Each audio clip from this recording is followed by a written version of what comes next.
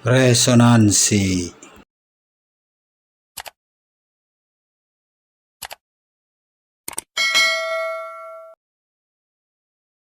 Pada era tahun 80-an, bahasa Prokem adalah bahasa yang sangat populer digunakan di kalangan anak-anak muda Jakarta. Karena begitu populernya, banyak kosakata yang masih digunakan oleh anak muda Jakarta hingga saat ini. Jejak kepopulerannya bisa kita temui dengan banyaknya kata-kata yang begitu akrab di keseharian kita. Seperti kata-kata doi untuk menyebut kata dia, dokat untuk uang, gokil untuk gila, dan sakau. Meskipun khusus untuk kata-kata sakau ini telah mengalami pergeseran makna dari makna aslinya. Kata sakau yang digunakan sekarang adalah untuk menggambarkan keadaan seseorang yang sedang mengalami ketagihan pada narkotika dan obat-obatan terlarang. Sedangkan makna awalnya, sakau itu berarti sakit. Selanjutnya tentang asal-usul bahasa Prokem. Istilah Prokem adalah penyebutan dalam bahasa Prokem untuk kata preman. Dengan kata lain, Prokem artinya preman. Jadi bahasa Prokem artinya bahasa preman. Lalu pertanyaannya adalah, kenapa bahasa ini menggunakan nama Prokem atau preman?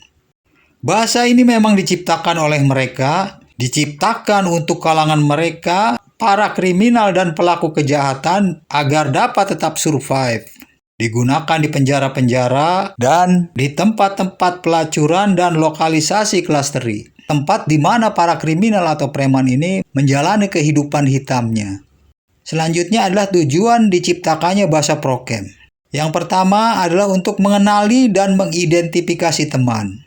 Para pelaku kejahatan pada umumnya adalah orang-orang yang selalu dihantui oleh perasaan takut kejahatannya terungkap, atau khawatir keberadaannya diketahui oleh pihak berwajib. Maka mereka akan selalu berhati-hati dalam kesehariannya. Mereka pun membutuhkan bahasa yang hanya bisa dimengerti oleh kelompok mereka sendiri untuk memastikan bahwa mereka bisa dengan mudah membedakan mana teman atau kelompoknya dan mana informan atau polisi yang tengah menyamar. Yang kedua adalah sebagai bahasa kamuflase. Kelompok kriminal yang sedang dalam perencanaan tindak kejahatan atau sesudah melakukan aksi kejahatan biasanya akan terendus dan terbongkar oleh karena mulut mereka sendiri yang kadang-kadang di luar kendali mereka. Apalagi saat mereka dalam pengaruh minuman keras. Maka mereka pun membutuhkan sebuah bahasa yang hanya bisa dimengerti oleh kalangan mereka sendiri sebagai bentuk kamuflase dan penyamaran. Sehingga apapun yang diperbincangkan di dalam kelompok mereka menjadi tersamar dari pihak luar. Dari dua alasan inilah bahasa ini tercipta. Sebuah bahasa yang awalnya digunakan terbatas oleh orang-orang dari kalangan dunia hitam ini lambat laun berkembang tak terbendung. Bahasa yang awalnya terbatas digunakan para preman ini kini merambah kalangan anak-anak muda Jakarta. Sehingga pada masa itu hampir semua anak muda Jakarta dapat berkomunikasi menggunakan bahasa ini. Ada beberapa sebab yang membuat bahasa Prokem begitu digemari oleh anak-anak muda Jakarta. Yang pertama adalah bahasa yang unik dan mudah dipahami. Bahasa ini diciptakan dengan kecerdasan yang cukup. Bahasa baru dengan kosakata dan bunyi-bunyian baru. Yang unik dan tak lazim, tapi tetap tidak melepaskan diri dari bahasa induknya yaitu bahasa Betawi.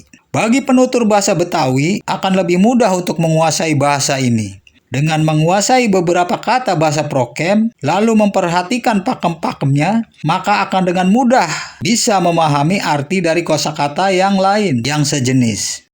Yang kedua adalah bahasa yang mewakili perasaan anak muda. Perkembangan awal bahasa ini bertepatan momentumnya dengan kegelisahan anak-anak muda Jakarta akan pencarian jati diri. Saat itu di Jakarta sedang marak berkembang sebuah paham anti kemapanan.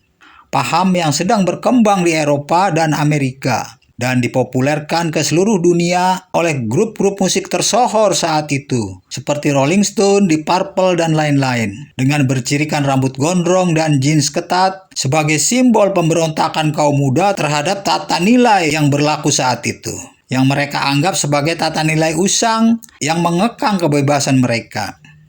Pada bahasa Prokem inilah, anak-anak muda Jakarta seolah menemukan simbol baru yang terwakili oleh bahasa Prokem ini. Itulah beberapa sebab mengapa bahasa Prokem begitu mudah menyeruak masuk ke tengah kehidupan kaula muda Jakarta saat itu. Selanjutnya saya akan memberikan contoh kalimat sederhana dalam bahasa Indonesia, lalu kita terjemahkan ke dalam bahasa Prokem dengan mengulas kata per kata dalam kalimat. Karena bahasa Prokem adalah bahasa yang bersumber dari bahasa Betawi, maka untuk memudahkan, sebelum mengartikan kata per kata dari bahasa Indonesia ke dalam bahasa Prokem, kita harus menerjemahkannya dulu ke dalam bahasa Betawi, untuk memudahkan kita memahami karakter bahasa Prokem. Karena setiap kata per kata dalam bahasa Prokem berasal dari bahasa Betawi, yang dimodifikasi sedemikian rupa sehingga mempunyai karakter tersendiri. Contoh kalimat, saya hendak makan nasi. Bahasa Betawinya adalah gue mau makan nasi. Gue dalam bahasa Prokem adalah gout. Mau itu mokau. Kata-kata yang berkarakter sama dengan mau atau mokau adalah tahu atau tokau dalam bahasa Prokem. Bau atau bokau. Selanjutnya adalah makan. Makan dalam bahasa Prokem adalah komak. Nasi adalah nokas. Kata-kata yang mirip dengan kata nasi atau nokas adalah kasih. Dalam bahasa Prokem adalah kokas. Masih berarti mokas. Terasi berarti terokas. Jadi kalau ada kalimat dalam bahasa Prokem, sepokat lau bokau terokas, itu berarti sepatu lu bau terasi. Jadi kalimat saya hendak makan nasi, dalam bahasa Prokemnya adalah gout mokau komak nokas. Contoh berikutnya dengan kalimat yang agak lebih panjang. Anak ini beritahu saya di rumah ada polisi. Kita terjemahkan dahulu ke dalam bahasa Betawi. Anak ini kasih tahu gue di rumah ada polisi. Anak dalam bahasa Prokem adalah naak. Kata yang sejenisnya adalah arak, yang dalam bahasa Prokemnya adalah raak.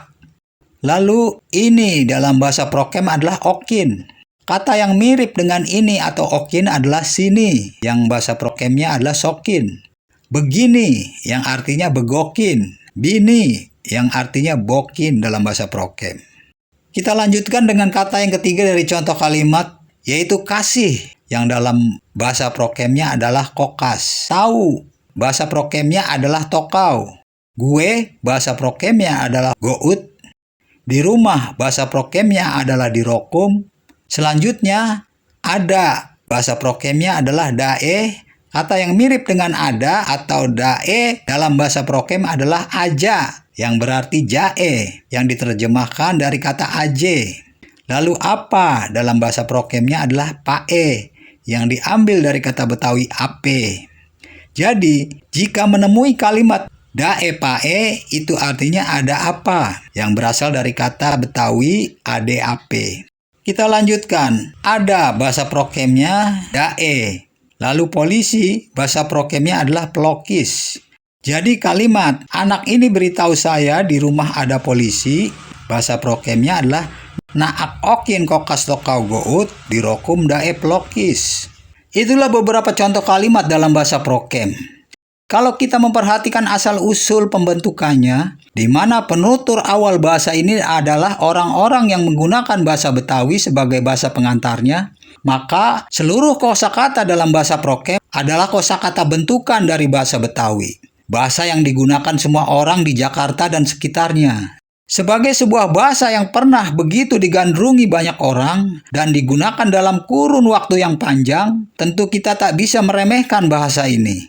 Kita bisa memaknainya sebagai kekayaan dan hasanah bahasa, sebagai produk budaya dari bangsa kita. Meskipun bahasa ini berasal dari kelompok masyarakat yang senantiasa bergumul dengan kelamnya dunia hitam.